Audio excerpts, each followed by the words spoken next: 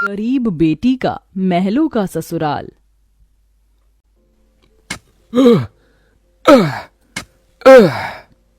तपती धूप में वह गरीब किसान खेतों में फावड़ा चला रहा था। उसके माथे से तर तर पसीना बहे जा रहा था। तभी गंगा गमछा उठाकर पिता का पसीना पोंछती है। बाबा, आपके माथे से कितना पसीना बह रहा है, आप थक भी गए हैं, थोड़ी देर आराम कर लो, फावड़ा मुझे दो। गंगा को खेत में फावड़ा चलाते देख सेवक राम की आंख भर आती है। मेरी गरीब बेटी के जिन हाथों में मेहंदी लगनी थी, उन्हीं नाजुक हाथों से मेरी गंगा सख्त फावड़ा चला रही है। तू एक गरीब की बेटी को ही ऐसा भाग्य देकर क्यों भेजता है भगवान? एक गरीब के जीवन की सबसे बड़ी दुविधा बेटी को ब्याहना होता है। ये कहानी है ऐसे ही किसान सेवक राम की, जो बड़ा गरीब है। उसकी दो बेटी गंगा और अंजू हैं। यूं तो सेवक राम ने गंगा के लिए कई रिश्ते ढूंढे, मगर भला एक गरीब की बेटी का हाथ कौन थामना चाहता है। किसी तरह से उनका जीवन कट रहा था। सेवक राम, उसकी बूढ़ी पत्नी जानकी और दोनों बेटी सारा दिन तपती धूप में खेत में काम करते रहे। शाम को खेत का मालिक ब्रिज वहां आया। अरे ओ सेवक राम, सारा खेत जोत दिया? जी ब्रिज बाबू, खेत भी जोत दिया और बीज भी बो दिया। ये ले, तेरे परिवार की आज की दिहाड़ी 250 रुपए। ये क्या मालिक, आप पैसे तो कम दे रहे हैं।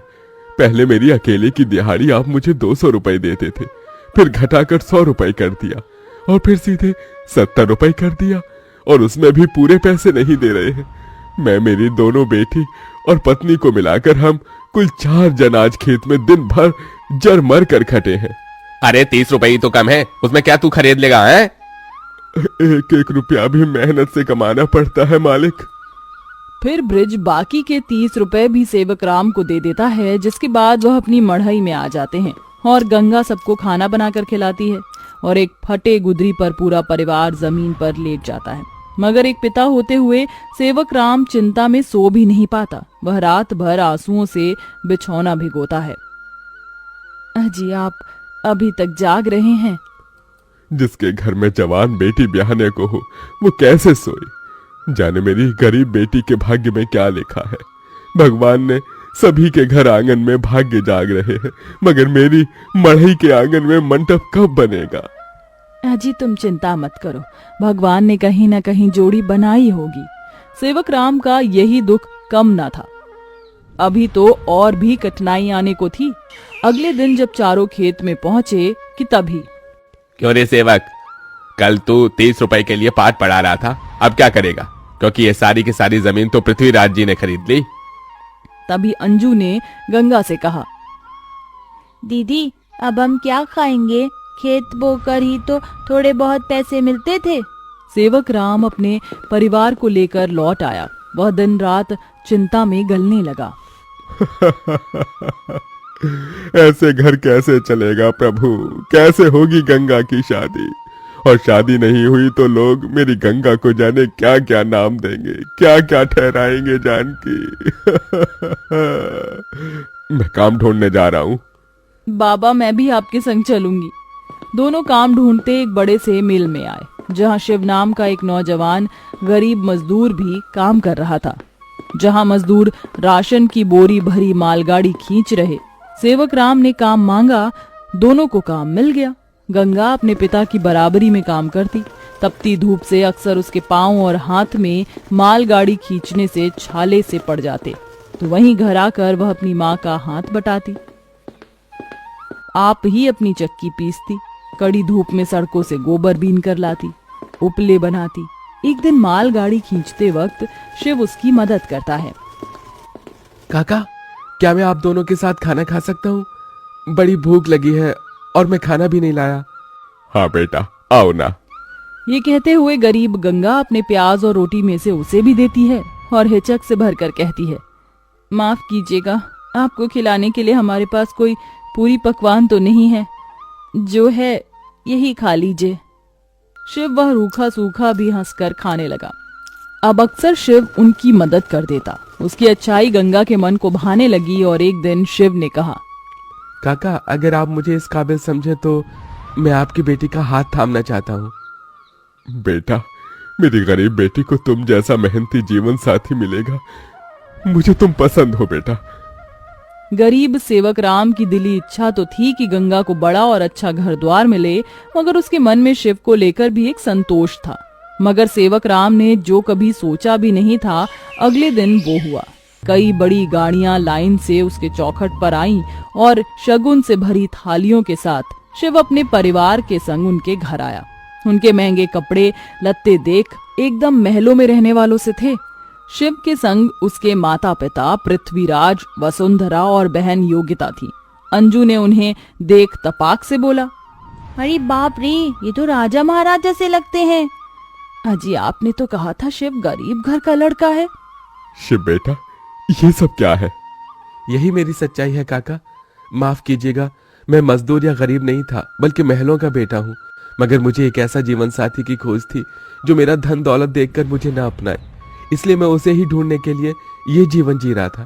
जिसने मुझे मेरी गरीबी के संग स्वीकारा वो गंगा थी। इसलिए मेरे महलों की दुल्हन गंगा होगी।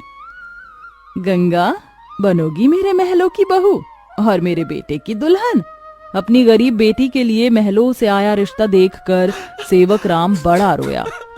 भगवान, तूने मेरी फटी झोली में इतनी खुशियां डाल दी। मेरी बेटी महलों की दुल्हन बनेगी। हर बाप चाहता है कि वो अपनी बेटी का हाथ जिसके हाथ में दे वो उसे रानी बनाकर रखे, और मेरी बेटी सचमुच में महलों की रानी बनेगी। समझे जी, मंगनी कर ले। मगर इतनी छोटी सी मढ़ई में सब कैसे होगा? ये तो टूटी फूटी है, आप लोगों के खड़े होने लायक भी नहीं है। मगर इस मढ़ई में आप जितने दिलदार लोग रहते हैं तो ये महलों से बढ़कर है।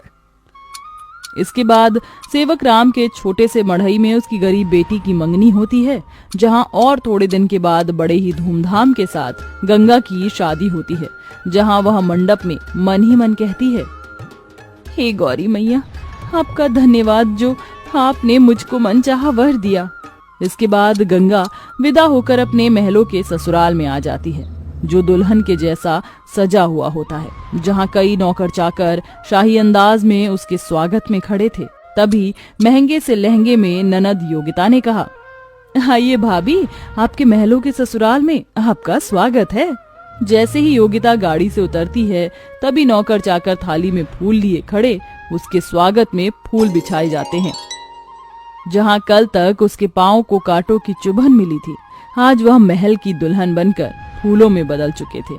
जहां महल के द्वार पर सास वसुंधरा ने स्वागत किया, आओ हमारे महलों की दुल्हन, तुम्हारा स्वागत है। इस सोने की कलश को अपने दाहिने पांव से गिराकर अंदर आ जाओ।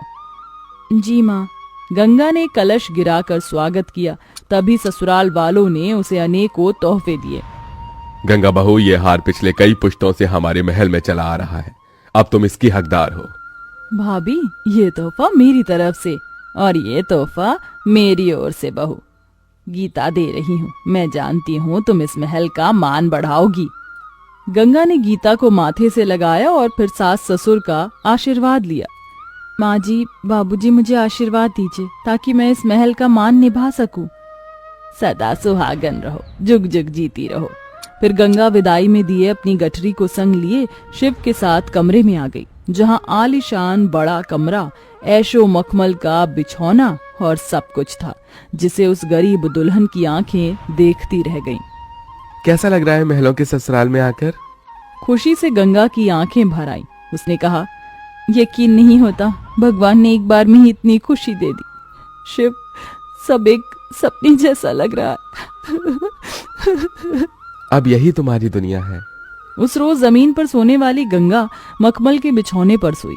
अगले दिन वह नहा धोकर नीचे आई, जहां खाने की शाही मेज लगी थी और इर्द गिर्द नौकर खड़े थे। बहू बैठो, खाना खाओ। तभी नौकर ने गंगा को खाना परोसा। एक निवाला खाते ही गंगा को अपनी संघर्ष भरी जिंदगी और याद आ गई। उसकी आंखों से आंसू छलक गए। क्या हुआ गंगा बहू, खाना अच्छा नहीं बना? नहीं माँ जी, बहुत अच्छा बना है, बस ये सब खाने के तो एक गरीब की ख्वाहिश होती है। मैं बहुत खुश हूँ, बस चाहती हूँ कि हर लड़की को उसके सपनों का ससुराल मिले, जैसे मुझे मिला। थोड़े दिन में गंगा अपने महलों के ससुराल में सुखी से रहने लगी। किसी गरीब की बेटी को चुनकर हम भी ये पुण्य कमा सकते हैं। हे गाइज, आप सभी को ये कहानी कैसा लगा कमेंट करके ज़रूर बताना।